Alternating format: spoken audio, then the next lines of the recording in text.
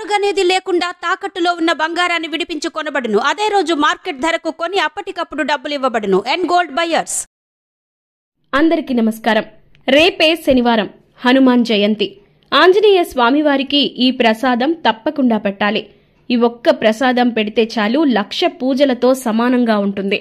మరి హనుమాన్ జయంతి రోజున ఇంకా ఆయనకు ఏ ప్రసాదాన్ని పెట్టాలి, ఎటువంటి పనులు చేయాలి, ఇలాంటి మరెన్నో ఆసక్తికరమైన విషయాలను ఈరోజు మన వీడియోలో ప్రత్యేకంగా తెలుసుకుందాం. మరి రేపే హనుమాన్ జయంతి కావడం వల్ల ఈ వీడియో గనక కనిపిస్తే మీరు స్కిప్ చేయకుండా చూసేయండి. ఖచ్చితంగా మీకు ఇంకా ఈ వీడియోలో ఎన్నో ఆసక్తికరమైన విషయాలను తెలుసుకుంటారు. ఇలాంటి మరెన్నో ఇంట్రెస్టింగ్ వీడియోస్ ని మీకు తెలుసుకోవాలి అనుకుంటే మా వీడియోను లైక్ చేయండి. అలాగే ఛానల్ ను సబ్స్క్రైబ్ చేసుకుని పక్కనే ఉన్న బెల్ ఐకాన్ ని ట్యాప్ చేయండి. మీరు చేసే ప్రతి ఒక్క లైక్ మా ఛానల్ కు చాలా సపోర్టివ్ గా కూడా ఉంటుంది.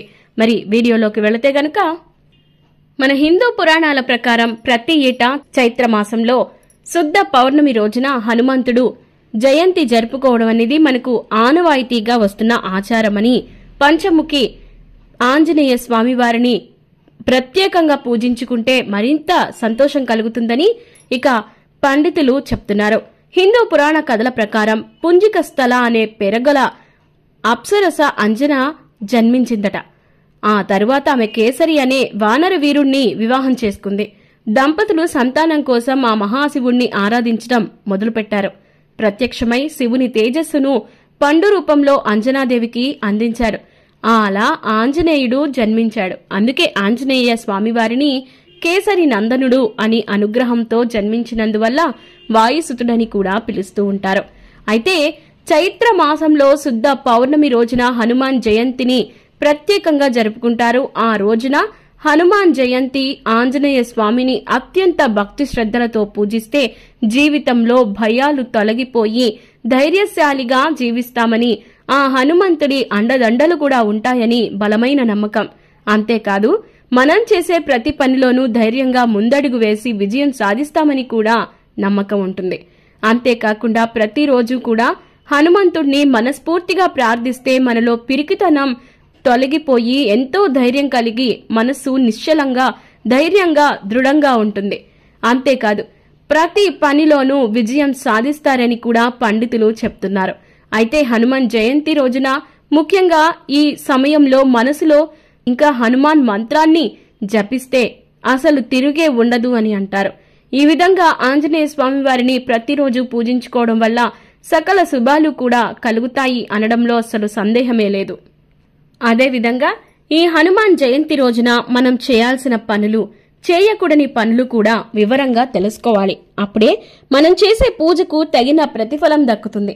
మరి హనుమాన్ జయంతి రోజున ఏం చెయ్యాలి, ఏం చేయకూడదు అనేది ఇప్పుడు ఒకసారి చూద్దాం. చైత్ర మాసం శుక్లపక్షం పౌర్ణమి రోజున హనుమాన్ జయంతి ఎంతో వైభవంగా జరుపుకుంటూ ఉంటారు. హనుమంతుడికి ఎంతో ప్రీతికరమైనటువంటి రోజు మంగళవారం.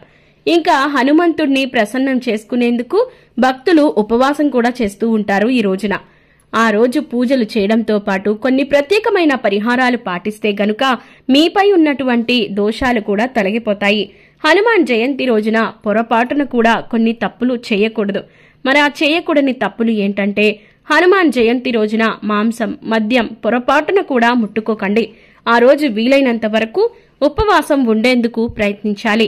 ఈ రోజున విరిగిన హనుమంతుడి విగ్రహాన్ని గాని లేదంటే చిరిగిన చిత్రపటాన్ని గాని ఎట్టి పరిస్థితుల్లోనూ పూజించకూడదు. దాన్ని దేవాలయంలో పవిత్ర నదిలో నిమజ్జనం చేసేయాలి. మంచి విగ్రహాన్ని తీసుకొచ్చి పూజ చేసుకోవాలి. హనుమంతుడిని పూజించేందుకు ఎరుపు, నారింజ, పసుపు రంగు దుస్తులు ధరిస్తే మంచిది. ఈ రోజున తెలుపు, నలుపు రంగు దుస్తులు ధరించకుండా ఉండడమే మంచిది. ఇలా చేస్తే హనుమంతుని ఆశీస్సులు ఖచ్చితంగా లభిస్తాయి. మరి ముఖ్యంగా హనుమంతుడికి ఇష్టమైన కాషాయం రంగు దుస్తులు వేసుకుంటే చాలా మంచిది. హనుమంతుడికి పొరపాటున కూడా పంచామృతాన్ని పెట్టకూడదు. వాటితో అభిషేకం చేయకూడదు. బజరంగ్ బలికి ఇష్టమైనవి శనగపప్పు, బూందీ లడ్డు ఇంకా ఇలాంటివి సమర్పించడం శుభప్రదంగా భావిస్తారు. ఇంకా హనుమాన్ జయంతి రోజున ఖచ్చితంగా ఉపవాసం ఉండాలనే ఒక నిబంధన అయితే లేదు. కానీ మీకు ఇష్టమై మనస్ఫూర్తిగా భగవంతుడి మీద ఒక నిబద్ధతతో ఉపవాసం ఉంటే చాలా మంచిది. ఒకవేళ ఉపవాసం ఉండలేని వాళ్ళు సాత్విక ఆహారాన్ని తీసుకోవాలి.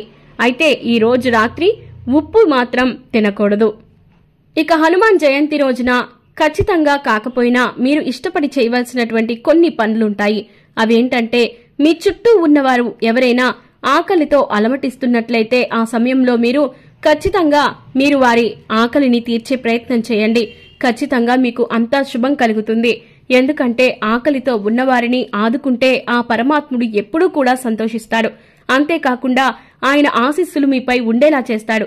కాబట్టి ఈ జయంతి రోజున హనుమంతుని పేరు చెప్పి ఖచ్చితంగా ఒక 10 మందికైనా అన్నదానం చేయండి. ఈ విధంగా చేస్తే మీకు అంతా కూడా కలిసొస్తుంది. అయితే ఈ రోజున మనం అత్యంత భక్తి శ్రద్ధలతో ఆ హనుమంతుడిని స్మరించుకుంటూ ఆయన భజనలో మునిగిపోవాలి. అలాగే ఈ రోజున శ్రీరాముల వారిని కూడా స్మరించుకున్న ఆ హనుమంతుడికి ఎంతో ప్రీతికరంగా ఉంటుంది. కాబట్టి ఈ రోజున వీలైనంత త్వరగా అలాగే వీలైనంతగా మీరు హనుమంతుడిని శ్రీరాముణ్ణి జపించుకుంటే చాలా మంచిది. శ్రీరామ తారక మంత్రం జపించినా కూడా ఎంతో పుణ్యఫలం కలుగుతుంది. అలాగే ఈ రోజున రామకోటి రాయడం గాని కూడా చేయొచ్చు. ఇలాంటి మంచి పనులు ఈ హనుమాన్ జయంతి రోజున చేయడం వల్ల ఆయన ఆశీస్సులు మీపై సదా ఉంటాయి. ఇంకా ఈ రోజున ప్రసాదం విషయంలో చాలా మంది ఇంకా ఎంతో దీర్ఘంగా ఆలోచిస్తూ ఉంటారు. ముఖ్యంగా ప్రత్యేకంగా హనుమంతునికి ఆలయానికి వెళ్లి ఇంకా ఆయన స్మరణలో మునిగి తేలినా ఎంతో పుణ్యం కలుగుతుంది. అంతేకాకుండా ఆలయానికి వెళ్లి ఒక్క దీపం పెట్టినా చాలు, ఆ హనుమంతుని ఆశీస్సులు మీపై ఉంటాయి. అలాగే ప్రసాదం విషయంలో మీరు ఆ ఆంజనేయ స్వామి వారికి ఎంతో ఇష్టమైన ఒక పదార్థం ఉందండి. అదేంటో కాదు, అప్పాలు. అప్పాలు అంటే ఆ ఆంజనేయ స్వామి వారికి ఎంతో ప్రాణం, ఎంతో ఇష్టంగా కూడా తినేవారు. కాబట్టి మీరు ఈ రోజున ఏదైనా కలిగి చేసుకోవాలి అనుకుంటే గనక ఈ విధంగా అప్పాలు ఎంతో భక్తి శ్రద్ధలతో నీతి నిబద్ధలతో చేసుకుంటే గనక మీకు అంతా మంచే కలుగుతుంది. ఈ విధంగా ఆంజనేయ స్వామి వారికి ఈ ఒక్క ప్రసాదం పెట్టినా చాలు, ఖచ్చితంగా 1,00,000 పూజలతో సమానంగా ఉంటుంది. చాలా మంది కొన్ని సందర్భాల వల్ల కొన్ని పరిస్థితుల కారణంగా పూజ చేసుకోలేని వారు కూడా ఈ రోజున ఆ హనుమంతుల వారికి అరటిపళ్ళు సమర్పించుకున్నా కూడా మీకు విశేషంగా కలిసి వస్తుంది.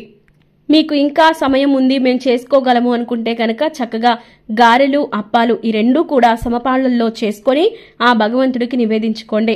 అలాగే అరటిపళ్ళు పెట్టడం మాత్రం అస్సలు మర్చిపోవద్దు. ఎందుకంటే హనుమంతుడికి ప్రత్యేకంగా ఈ అరటిపళ్ళు ఎంతో ప్రత్యేకంగా ఉంటాయి. కాబట్టి ఈ రోజున మీరు ఆ అరటిపళ్లను ఆ భగవంతుడికి సమర్పించుకోండి.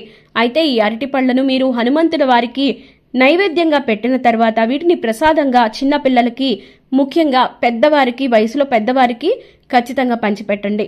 మీరు ఈ విధంగా చిన్నపిల్లలకి అలాగే వయసులో పెద్ద ఉన్న వారికి పంచిపెట్టడం వల్ల మీకు ఆ భగవంతుని ఆశీస్సులు ఎంతో శ్రేష్టంగా ఉంటాయి. కాబట్టి ఈ రోజున ఎట్టి పరిస్థితుల్లోనూ మర్చిపోకుండా ఈ ప్రసాదాన్ని ఆ హనుమంతుల వారికి సమర్పించండి. మీకు అంతా శుభం కలగాలని మనస్ఫూర్తిగా కోరుకుందాం. ఇలాంటి మరెన్నో ఇంట్రెస్టింగ్ వీడియోస్ కోసం మా ఛానల్ను సబ్స్క్రైబ్ చేసుకోండి. ఈ వీడియో ఎక్స్ప్లెనేషన్ గనుక మీకు నచ్చినట్లయితే లైక్ చేసి మీ ఫ్రెండ్స్ అండ్ ఫ్యామిలీస్కి షేర్ చేయండి. ధన్యవాదాలు.